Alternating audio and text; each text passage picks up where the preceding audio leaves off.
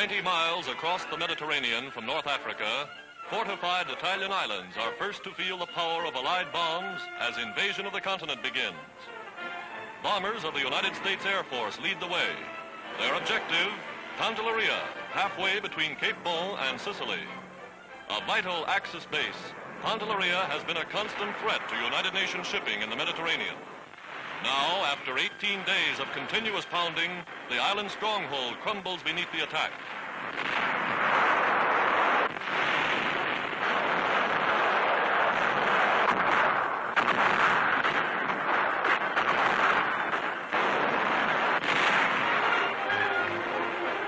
Aerodromes and defenses are left in smoking ruins. One after another, vital stepping stones to the continent fall to Allied hands. This is only the beginning.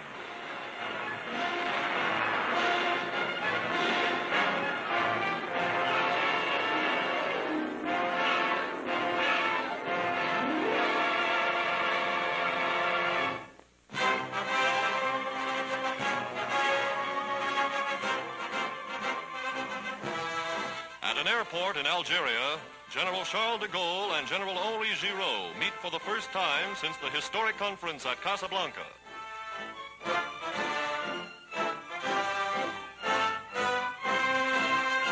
Together, they inspect the army of reborn France, an army rapidly being equipped with new and modern weapons from America, an army nearly 500,000 strong, ready to fight with the Allies against the Axis.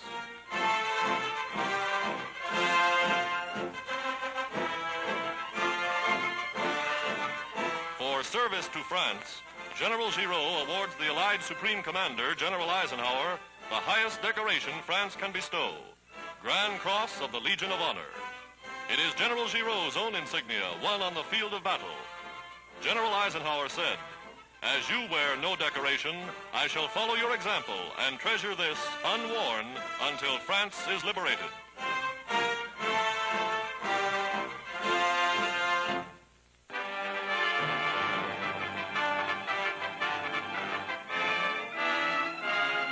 Planting 20% more potatoes this year than last, farmers in one American state seek to beat their 1942 crop record, 42 million bushels.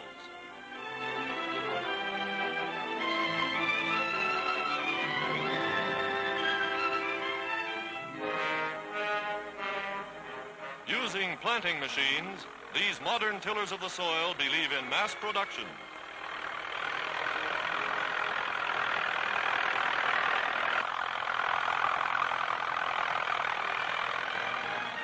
The job doesn't stop with nightfall. American farmers are working overtime to produce the food to win the war.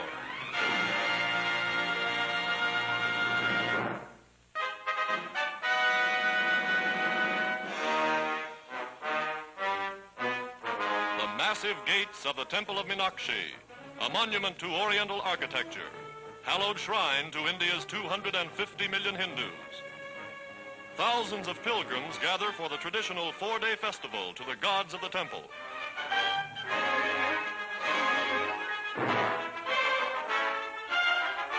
In huge wooden carts, drawn by the devout, the religious figures are borne through the crowded streets in solemn procession.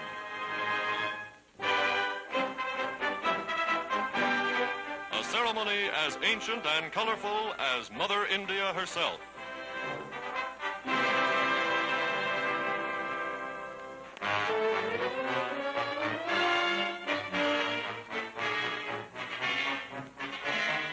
Constructing an oil pipeline from the Midwest to eastern points in the United States, engineers are forced to cross many a mighty river.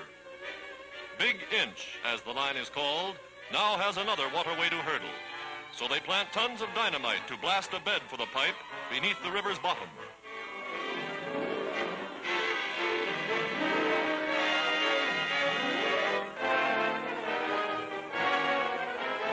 Now hold tight and watch for the explosion.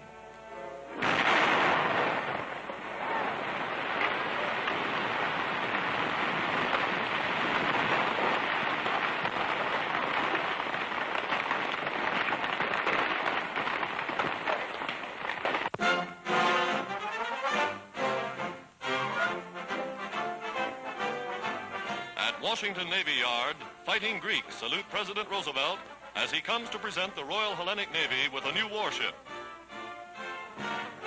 A guard of honor sees the Stars and Stripes replaced by the national flag of unconquered Greece, staunch ally of the United Nations.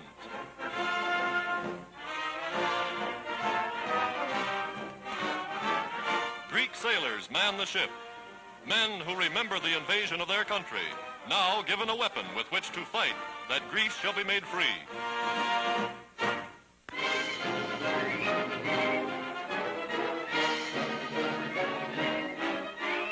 Another giant new factory to produce synthetic rubber begins to operate somewhere in the United States. Here, butadiene, derived from alcohol and stored in these huge tanks, is converted into synthetic rubber.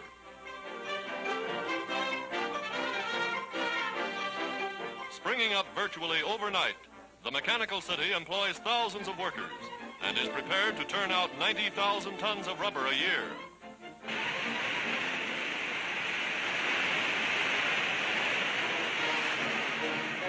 Not only is the manufacture of this man-made rubber one of the amazing scientific triumphs of our time, the synthetic product is superior to anything heretofore achieved.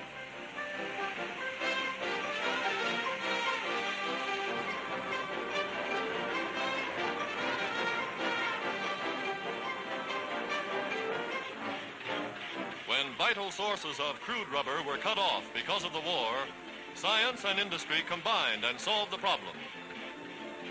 Here's a sample 75-pound cake. One plant capable of producing rubber for 16 million tires a year.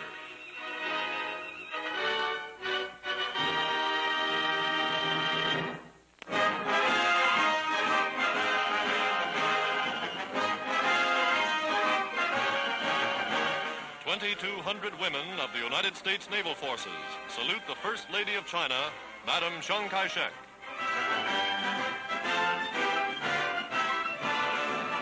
These are but a part of the nation's rapidly growing army of women volunteers. Women serving in the Marine Corps, the Coast Guard, the Navy. Women stationed at bases in the United States, doing jobs that release more fighting men for combat duty overseas.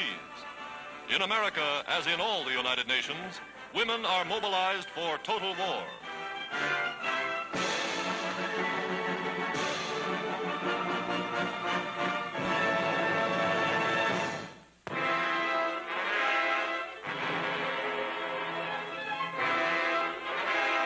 Revolution flares in the Argentine.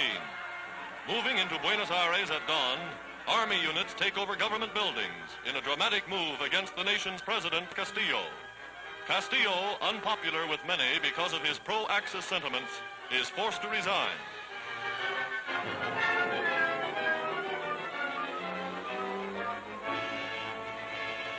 Artillery commands strategic points throughout the capital, third largest city in the Western Hemisphere, as the military wins control. Most serious violence occurred at the Navy School for Mechanics during a 45-minute machine gun battle. In the general confusion and rioting, 40 people were killed.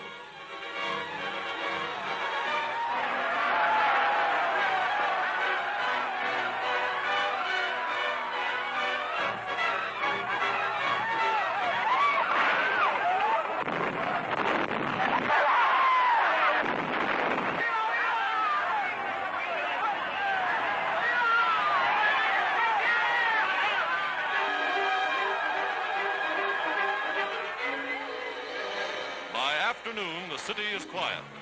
Army leaders, General Rawson and General Ramirez, appear before the populace gathered in Plaza de Mayo.